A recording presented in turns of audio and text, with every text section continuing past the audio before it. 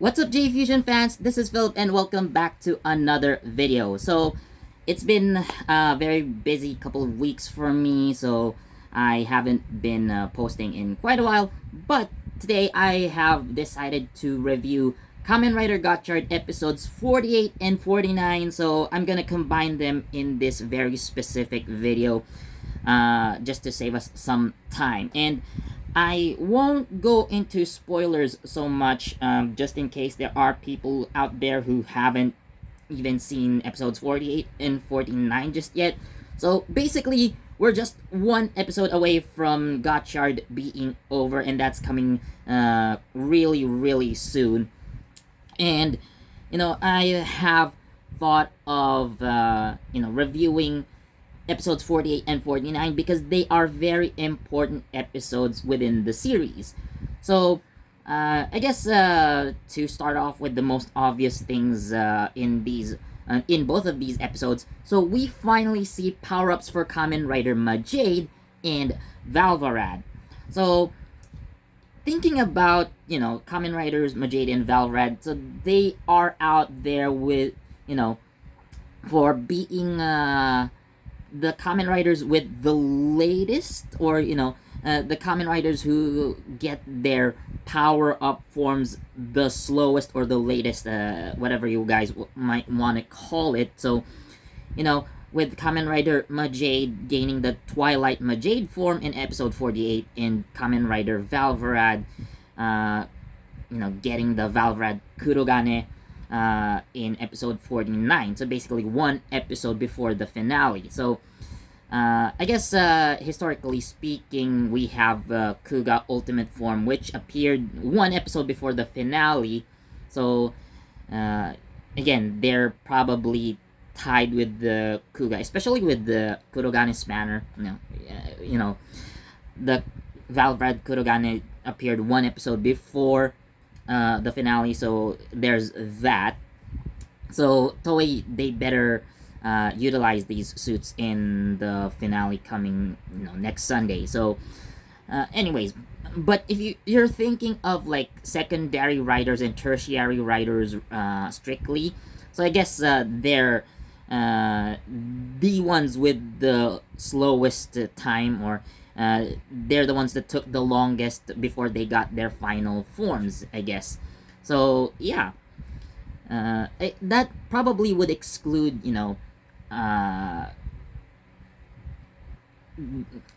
characters that got their power-ups within the V Cinema. Case in point, Kamen Rider Espada. So Kamen Rider Espada didn't really get a power-up within the show, so it was only in the V Cinema that he got an actual power-up. But I guess becoming Kamen Rider Caliber was some sort of a power-up in and of itself. But anyways, that's just another different can of worms. So if we're talking about within the show proper, yeah, Majade and Valvrad took the slowest to to get their powers. So talking about Kamen Rider Gotchard episode 48, I'm getting tongue-tied, sorry, but anyways, let's just move on. So like I've said earlier, this is when Rinne gets her power-up, finally turning into Majade Twilight. And, well, even in the episode before that, I guess in episode 47, so it's important for a very specific reason. So, throughout the series, you can see that Atropos has this kind of fixation with Rinne, and you'd be right to assume that they do have some kind of special relationship, which was finally revealed in episode 47. But it's a relationship that personally I didn't find surprising at all. It just made sense when it was revealed. Like, yeah, I knew it would turn out to be like this somehow. And Atropos is, kind of connected to Twilight Majade. So how does Atropos fit into this one? So again, that's for you guys to find out. And episode 48 really shows us how despicable of a character Grion is, or Geryon, or however you want to call it. But I'm just following, the show's way of calling him. So I'm gonna stick with Grion.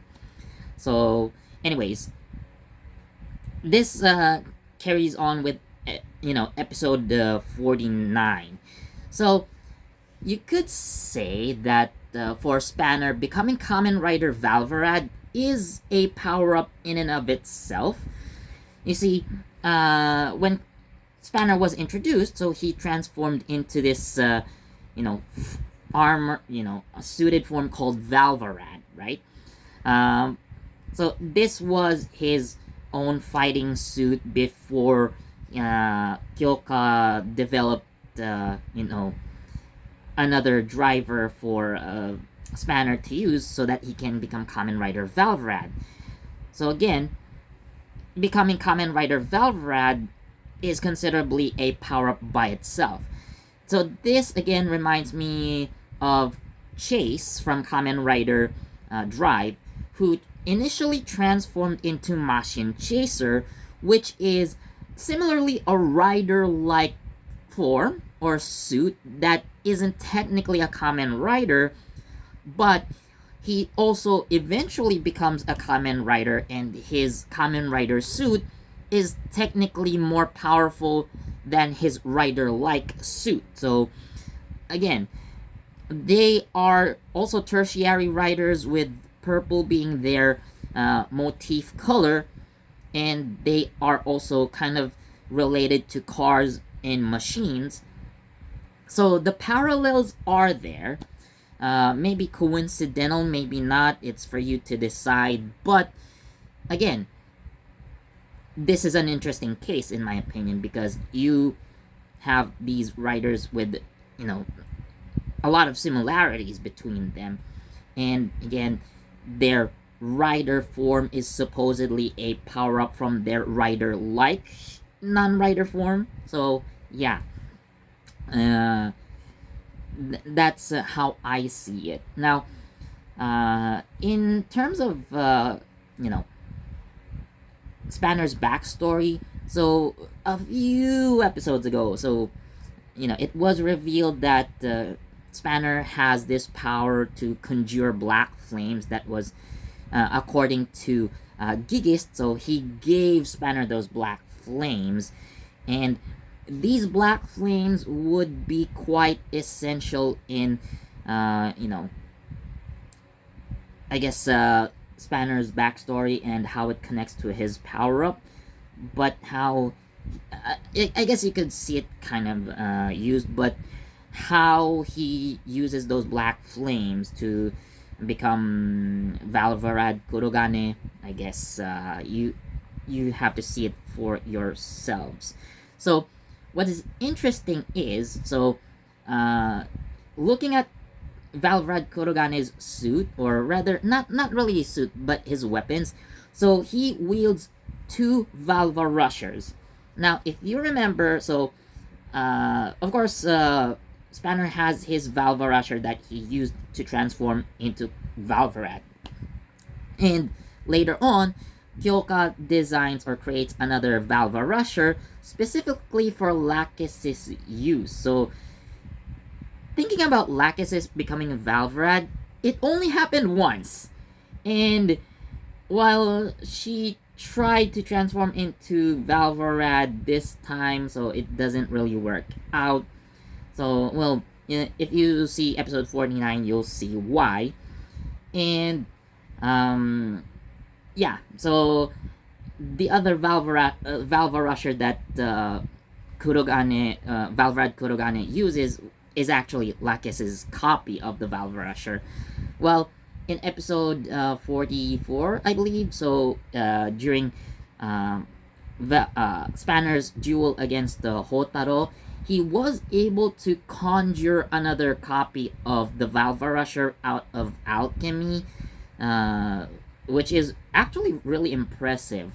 So it could have been the same way, but instead the producers went on and just have Spanner use both his own Valva Rusher and Lakis's, Valva Rusher as weapons. So it actually is nice. And aside from a new helmet, basically Valvarad Kurogane uses like repaint, not really repaint suit, but like an amalgamation of recycled suit parts, like the bodysuit being that of, I believe, Kamen Rider Claw's Charge, so armor parts from Kamen Rider Ghost, Go, and some other riders that or rider forms that have been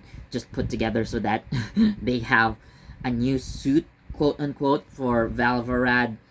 But I guess better than nothing. So we also see in episodes 48 and 49, by the way. So the rest of, so we see like these alchemy demons, like Gigist, Gaelia, and German. So we see them defeated in the hands of every rider. So German was defeated by Hotaro, and well, I guess as a match, well, being the only female in the team, you could say it was Rinne versus Gaelia, and having a more personal connection, so it was Spanner versus Gigist. So how these battles went out, or went about, so it's something that you should definitely watch for yourselves.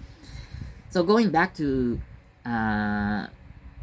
so talking about the episode 48 and 49, so there's also involvement with two of the fates, or the underworld sisters. So like I've said earlier, so episode 48, there is also a focus on Atropos as a character, and 49 with Lachesis. So, oh boy, I don't want to spoil it, but definitely, you know, you could say these are things that you would see coming. But in terms of Lachesis and what happens to her in episode 49, they really, I think they took inspiration from the movie, and I guess they wanted to depict it in a different way, I guess. Well, the same thing happens, like they just changed the events that led up to that point. But nonetheless, what happens to Lachesis in the movie also happens in the TV show. But while I would say this wasn't a coincidence, but considering that the movie is a different timeline compared to the TV show, so basically the timeline in the TV show was altered when Hotaro receives the Fire Gotchard form. So he changed the future with that. So if the movie timeline is a future where Hotaro never receives the Fire Gotchard form, and his future self never intervened. So I guess yeah. So something similar happens with Lachesis in that scene that they just wanted to reuse in the TV show. So, whew, it really wanna makes me hate Grion even more. so, which gets me thinking, what is going to happen to Cloto? Because right now, she's the only Fate sister who hasn't had her conclusion yet, I would say. So, like looking I guess we probably see in episode 30, like, or 50 rather, so the final episode. Like, I want a redemption arc for Clotho. Now, I could see it happening two ways. Either one, she sacrifices herself for the greater good, or two, which is personally what I want to happen, is that she survives and, she lives the rest of her life as a human, like learning how to be human and stuff like that, you know, for her sister's sake. So that's what I personally want to happen. And, you know, there's also still one thing that's a mystery, and I've mentioned it before in a previous video. So, who is Hotaro's dad? There's only one episode left, and uh, you know, we still don't know yet. The So I did mention in my theory about Hotaro's dad. So it is still a possibility that Grion is his dad. You know, well, we never see the picture, so but the Hotaro never kind of notices that, like, even if, let's say, this is the case, so uh, maybe the picture was so old that, he might not recognize the man in the picture and the man that he's supposed to fight maybe have the same face, right? Again, this is still just a wild theory, but even amongst the Japanese Gotchard fans, I think this could still be debatable. While, we don't know for sure, but uh, the possibility isn't zero yet. So let's find out what's gonna happen.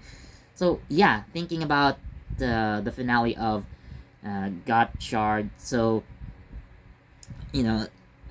I'm already imagining. Of course, well, this is supposed to be a finale, so there's definitely gonna be a good ending.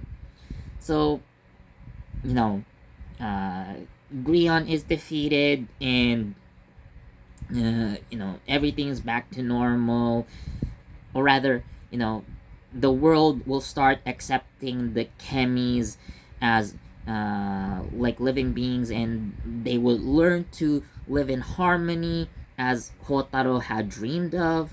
So Hotaro will become, I don't know, like a top class alchemist and whatnot, and probably Spanner becoming the new leader of the alchemy organization. Of course, leading it into a better future. Hotaro, Rinne, you know what's gonna happen. But so things like that, like, we can imagine, like, not as a spoiler, but like, this is the way that we would kind of see it go anyways. So yeah, well, I am looking forward to seeing the finale of Gotchard and what's gonna happen. So, like, these are just some things that I, I would imagine that would happen regardless whether they're spoilers or not. But yeah, episode 48 and 49. Well, I would say, because of the importance of, the characters in the plot, so we have a lot of importance put on Rinne in 48 and Spanner in episode 49. So again, they are important characters. They are writers as well. So like, in general, I would give them each a 4 out of 5 episodes. So making a total of 4 out of 5 on an average. So the plot points are good. Like, I don't mind the costumes. They're put together last minute. So I just wonder why Toei took so long. But I guess they wanted to resolve like, issues, I guess. They wanted the power-ups for Majade and Valvarad to come at a time when their issues should be resolved. And I guess it's just the time for those things. Whether you think it's a perfect time or it took too long, so you guys decide. But again, how everything ties up, well, they tie up well enough in my opinion, so it's still good and all. But yeah, I'm not really complaining about the costumes for, again, Twilight, Majade, and Valvarad Kurogane. So that's just how Toei and Bandai wanted it to be. So again, good story overall. So yeah, that's how I think of episodes 48 and 49 for Kamen Rider Gotchard. So what do you think about these two episodes? Tell me in the comment section. Anyways, thank you so much for watching. Please do leave a like, comment, share this video, subscribe, and don't forget that notification bell so you get the latest from JEFusion. This has been Philip, and I'll see you next time. Bye.